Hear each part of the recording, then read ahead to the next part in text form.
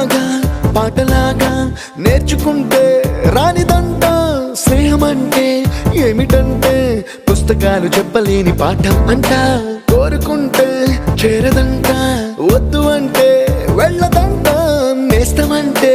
ఏమిటంటే కన్నవాళ్ళు ఇవ్వలేని ఆస్తేనంట